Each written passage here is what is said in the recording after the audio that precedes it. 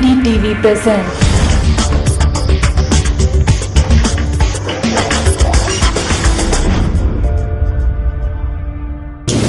आप लोगों को ये मालूम है कि सेंट्रल इंटेलिजेंस एजेंसी के इनपुट मिलने के बाद हमने एक केस रजिस्टर किया था पुलिस स्टेशन स्पेशल सेल में क्रिमिनल कॉन्स्पिरेसी और membership of a banned terrorist organization के तहत हमने केस रजिस्टर किया था।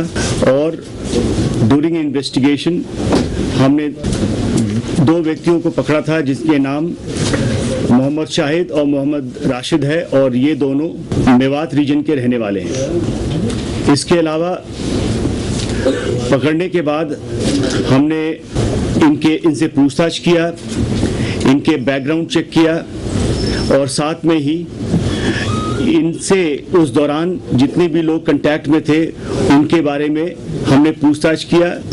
हमने ये भी पाया कि ये कुछ लोग जो मुजफ्फरनगर में रहते हैं, उस रीजन में रहते हैं, उनसे इनका कांटेक्ट था। तो हमने जब इनसे पूछताछ किया तो इसने बताया कि ये एक और व्यक्ति जिसका नाम मैं अभी नहीं ले सकता, उसके साथ राशिद और वो एक व्यक्ति जिसका नाम नहीं ले पा रहा हूँ, वे दोनों देवबंद गए थे और देवबंद से जब लौट रहे थे तो एक लियाकत नाम का व्यक्ति है जिसको वो पहले से जानता है, उससे फ़ोन से बात किया और वो कहा कि रात को लौटते वक्त रात को उसके घर पे रुकेंगे और सुबह पलवल और मेवात के लिए वो ट्रेन ले लेंगे।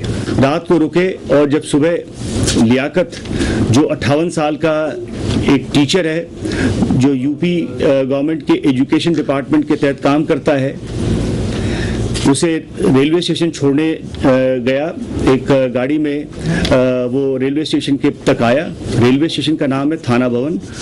वहाँ तक आया और उसने एक ज़मीर नाम का एक और व्यक्ति है जिसको लियाकत जानता है, उसको फ़ोन किया कि ये हमारे दो मेहमान आ रहे हैं, उनके लिए चाय का बंदोबस्त कर दो। जब वो वहाँ पहुँचा, जब ये चाय पीने लगे, इसी समय लियाकत वापस चला गया और फिर ज़मीर की बात इन दोनों व्यक्ति से होने लगी, दुआ सलाम हुई और फिर वो वापस चले आए। वो मेवात चले गए, पलवल के थ्रू मेवात चले गए। उसका टेलीफोन नंबर था, उसने उसको दिल्ली में 2 मुलाकातें हुई। मुलाकात के दौरान उसने बताया कि वो मस्जिद बनाने का काम करता है और इस मस्जिद के लिए चंदा के थ्रू करता है और इसने ये भी कहा कि उसके लिए हम कुछ किडनैपिंग करें जिससे हमें पैसे मिलें और वो उस पैसे को इस्तेमाल करेगा किडनैपिंग पर्पस के लिए।